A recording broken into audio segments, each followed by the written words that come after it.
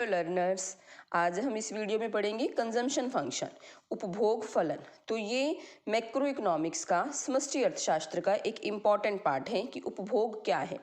तो सबसे पहले हम देखते हैं कि उपभोग क्या होता है। तो amount of money that people spend out of income on purchase of goods and services for the direct satisfaction of their wants. अपनी आवश्यकताओं की पूर्ति के लिए जो भी हम वस्तुओं और सेवाओं पर खर्चा करते हैं, जो भी अपनी इनकम का पोर्शन हम खर्च करते हैं, that is known as consumption. उसे हम उपभोग कहते हैं या एग्रीगेट कंजम्पशन एक्सपेंडिचर कहते हैं, क्योंकि हम अपने नेशनल इनकम का जो भी भाग खर्च कर रहे हैं उसे हम वस्तुओं और सेवाओं पर अपनी सेटिस्फेक्शन के लिए खर्चा करते हैं, that is known as consumption. तो जो कंजम्पशन है, हमारा उपभोग है, वो काफ़ी सारे फैक्टर्स पर डिपेंड करता है, जैसे इनकम कितनी है, प्राइस लेवल कितना है, डेमोन्स्ट्रेशन इफेक्ट का मतलब प्रदर्शन प्रभाव, हम दूसरों की देखा देखी भी अधिक या कम खर्च करते हैं। लेकिन जो सबसे इम्पॉर्टेंट फैक्टर है that is income. But the important factor जो हमारे पास है वो इनकम, जो हमारे उपभोग को प्रभावित करता है। So Keynes held the opinion that total consumption function depends on income. So consumption is a function of income. इसका मतलब है जब इनकम अधिक होगी तो हम उपभोग भी अधिक करेंगे, और अगर इनकम कम होगी तो हम कंजम्पशन भी कम करेंगे। So, study of consumption function relates to the mutual relationship between aggregate consumption expenditure and national income. तो अगर हम consumption function में पढ़ें कि हम क्या पढ़ेंगे, तो हम इन दोनों के रिलेशनशिप को पढ़ते हैं, एग्रीगेट कंजम्पशन और नेशनल इनकम क्या है हमारे पास। तो आगे हम इसमें फर्दर पढ़ते हैं प्रोपेंसिटी टू कंज्यूम, जिसे हम बोलते हैं उपभोग प्रवृत्ति। उपभोग प्रवृत्ति क्या है या कंजम्पशन फंक्शन क्या है। तो क्या होती है उपभोग प्रवृत्ति। So propensity to consume refers to a schedule that shows the relationship between different levels of income and different levels of consumption. तो ये देखो, ये प्रोपेंसिटी टू कंज्यूम है कि अलग अलग आय के विभिन्न स्तरों पर उपभोग क्या है। This is known as propensity to consume. Schedule का मतलब होता है टेबल, लिखा ना इसमें, propensity to consume is a schedule that shows relationship between income and consumption. इसके डिफरेंट लेवल, इनकम के डिफरेंट लेवल पर हमारा कंजम्पशन क्या है, that is propensity to consume. जैसे हम डिमांड फंक्शन करते हैं ना, डिमांड फंक्शन क्या होता है कि अलग अलग क्वांटिटीज़ क्या होंगी डिफरेंट प्राइसेस पर।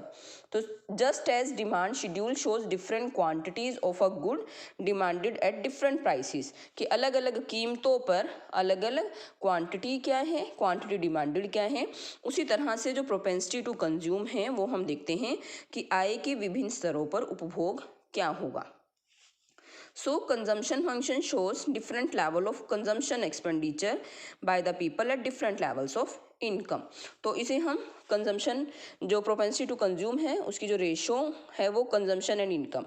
आगे हम फर्दर इसके टाइप्स करेंगे तब आपको और क्लियर होगा कि प्रोपेंसिटी टू कंज्यूम क्या है। तो प्रोपेंसिटी टू कंज्यूम समझने के लिए हम एक टेबल और डायग्राम बनाते हैं। तो देखो, अगर इनकम 0 है तो कंजम्पशन 10 है। तो इसका मतलब 0 शून्य इनकम होने पर भी हम कुछ ना कुछ कंज्यूम करते हैं। तो वो कहाँ से करते हैं, अपनी पास्ट सेविंग से या किसी से उधार लेकर। जब इनकम हो गई 100 तो कंजम्पशन 100, तो हमारी सेविंग्स हो गई 0। जैसे जैसे इनकम बढ़ती है वैसे वैसे कंजम्पशन भी बढ़ता है और हमारी सेविंग्स भी बढ़ती रहती हैं। So what is propensity to consume, उपभोग प्रवृत्ति क्या है। तो उपभोग प्रवृत्ति क्या है कि डिफरेंट लेवल्स ऑफ इनकम पर हमारा कंजम्पशन क्या है। तो इसकी रिलेशनशिप को जो शो करती है उसे हम प्रोपेंसिटी टू कंज्यूम कहते हैं। तो उसे हम एक टेबल से भी शो कर सकते हैं। ओ वाई एक्सिस पर हमने लिखा कंजम्पशन एंड सेविंग, और ओ एक्स एक्सिस पर हम लिखते हैं इनकम। तो ये हमारा इनकम 0 भी है, तो ये 45 डिग्री पर हमारी इनकम का फंक्शन है, इनकम। अब देखो, जो कंजम्पशन है वो हमने ओरिजिन से नहीं शुरू किया, बल्कि हमारे पास क्या था कि इनकम शून्य होने पर हम कुछ ना कुछ उपभोग करते हैं, तो वो हमारे पास 10 है। तो इट मीन्स वो शून्य से, ओरिजिन से ना शुरू होकर, बल्कि देखो हमारा कंजम्पशन ऊपर से शुरू होता है। तो इट मीन्स ये है हमारा कंजम्पशन। तो जहाँ पर इनकम और कंजम्पशन बराबर होते हैं, income is equal to consumption, यहाँ पर जो सेविंग्स है वो 0 हो जाएंगी, सेविंग 0। तो जो हमारा सेविंग का फलन है ना, जितना ये डिफरेंस है जितना ये डिफरेंस है तो ये हमारी नेगेटिव सेविंग्स है, और यहाँ सेविंग 0 है और उसके बाद सेविंग्स पॉजिटिव होना शुरू हो जाती हैं। यहाँ सेविंग पॉजिटिव, यहाँ सेविंग 0 और यहाँ पर नेगेटिव सेविंग। और जैसे जैसे इनकम बढ़ती है वैसे वैसे हमारा उपभोग भी बढ़ता रहता है। ठीक है, नेक्स्ट हम करते हैं different shapes of consumption curve. अब जो कंजम्पशन कर्व है उसकी अलग अलग शेप्स हैं। तो फर्स्ट हमने लिखा linear consumption curve which doesn't start from the point of origin. तो एक ऐसा consumption curve, linear consumption curve, जो कि ओरिजिन से शुरू नहीं होता। ये ओरिजिन है हमारा, यहाँ से शुरू नहीं होता, बल्कि वो कहाँ से शुरू होता है, ऊपर से। तो ये शॉर्ट रन कंजम्पशन फंक्शन होता है सी। तो जो ये कंजम्पशन फंक्शन है तो ये क्या है, ये हमारा ऑटोनमस कंजम्पशन है, स्वतंत्र उपभोग है। इसका मतलब कि अगर आय 0 है, यहाँ पर आय 0 है, 0 आय होने पर, 0 इनकम होने पर भी हम कुछ ना कुछ कंज्यूम करते हैं, जिसको हमने C0 लिखा है। तो यहाँ पर कंजम्पशन फंक्शन क्या है, सी कंजम्पशन, वो किसके ऊपर डिपेंड करता है, ये हमारा है ऑटोनमस कंजम्पशन, स्वतंत्र उपभोग, प्लस BY। तो जो C0 है वो है स्वतंत्र उपभोग या ऑटोनमस कंजम्पशन। ऑटोनमस कंजम्पशन क्या है कि अगर हमारी इनकम 0 है तब भी हम कुछ ना कुछ कंजम्पशन जरूर करते हैं। जैसे इस एग्जांपल में हमने क्या किया था कि इनकम 0 थी तब भी हमने 10 कंजम्पशन किया था। तो ये जो C0 है ये 10 ही है, 10 कंजम्पशन जो हमने पिछले एग्जाम्पल में लिया था। ऑटोनमस स्वतंत्र उपभोग, ऑटोनमस कंजम्पशन क्या होता है कि अगर हमारी इनकम 0 है तब भी हम कुछ ना कुछ उपभोग जरूर करते हैं। बी, अब हमारे पास यहाँ क्या है, B is equal to MPC, marginal propensity to consume. Marginal propensity to consume का मतलब कि अगर इनकम में परिवर्तन होगा, Y का मतलब इनकम में परिवर्तन होगा तो उसके अकॉर्डिंग उपभोग में कितना परिवर्तन होगा। तो यहाँ जो B है वो हमारे पास MPC है। तो linear consumption curve which doesn't start from the point of origin, जो कि ओरिजिन से शुरू नहीं होता, तो उसका जो कंजम्पशन फंक्शन है वो हमारे पास C is equal to C0 plus BY। तो C0 यहाँ पर क्या है हमारे पास, स्वतंत्र उपभोग, ऑटोनमस कंजम्पशन। इसका मतलब है कि अगर इनकम 0 है तब भी हम कुछ ना कुछ उपभोग अवश्य करते हैं। एंड B है हमारे पास MPC, marginal propensity to consume. अभी हम आगे फर्दर देखेंगे कि MPC होती क्या है। नेक्स्ट है second, linear consumption curve which starts from the point of origin, जो अब ओरिजिन से ही शुरू होगा। कंजम्पशन कर्व कर रहे हैं जो ओरिजिन से शुरू होगा। It means consumption increases or decreases in the same proportion as the income increases or decreases. When income is 0, consumption expenditure is also 0. तो देखो ये हमारी है इनकम, और जो कंजम्पशन है वो इनकम से थोड़ा सा क्या होगा, नीचे रहेगा, क्योंकि हम क्या करते हैं, लॉन्ग पीरियड में हमारी सेविंग्स भी होती है। तो जो कंजम्पशन है वो ओरिजिन से ही शुरू होगा, और जो ये कंजम्पशन फंक्शन है ये हमारा लॉन्ग पीरियड कंजम्पशन फंक्शन है। तो ये इनकम के साथ साथ चेंज हो रहा है। तो ये इनकम और ये फिर हमारा है कंजम्पशन, जो बीच का डिफरेंस है वो सेविंग है।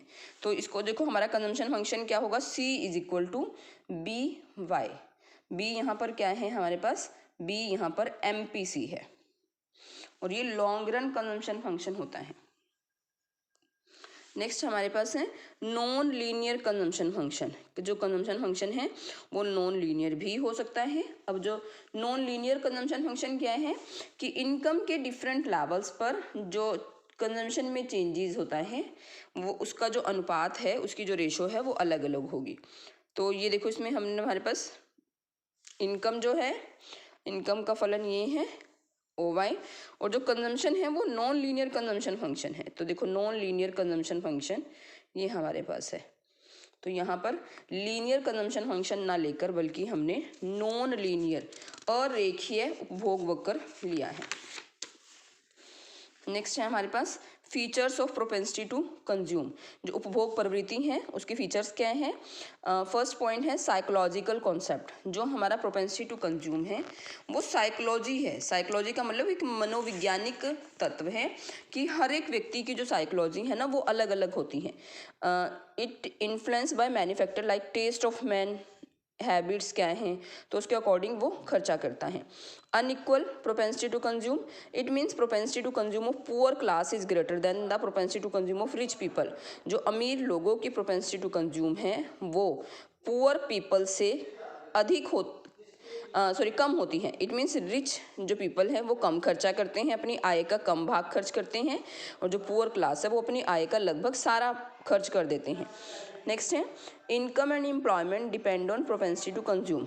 जो इनकम और एम्प्लॉयमेंट है वो भी प्रोपेंसिटी टू कंज्यूम पर डिपेंड करती हैं। वो कैसे? अगर प्रोपेंसिटी टू कंज्यूम अधिक होगी तो इसका मतलब कंजम्पशन अधिक होगा।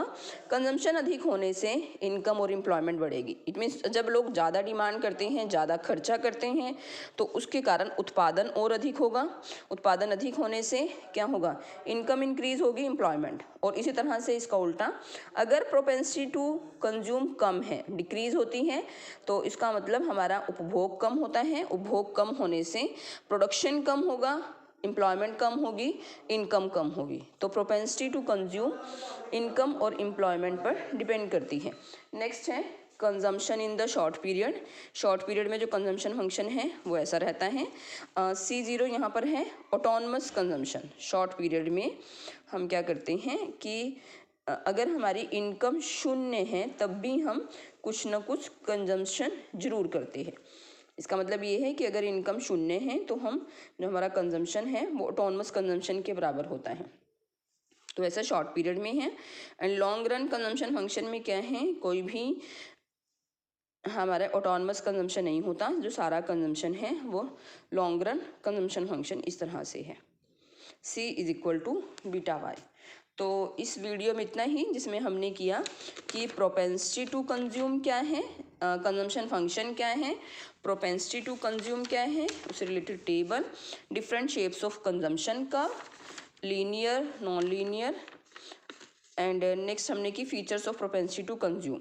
इसके बाद जो नेक्स्ट पार्ट है उसमें हम types of propensity to consume, APC, MPC ये करेंगे। MPC की फीचर्स करेंगे और उसके बाद हम उसमें करेंगे MPS, saving function, consumption function और सेविंग फंक्शन, वो दोनों करेंगे। तो फर्स्ट पार्ट में इतना ही कंजम्पशन के, कि कंजम्पशन फंक्शन क्या है, प्रोपेंसिटी टू कंज्यूम क्या है। आई होप आपको क्लियर हुआ होगा। Thank you very much.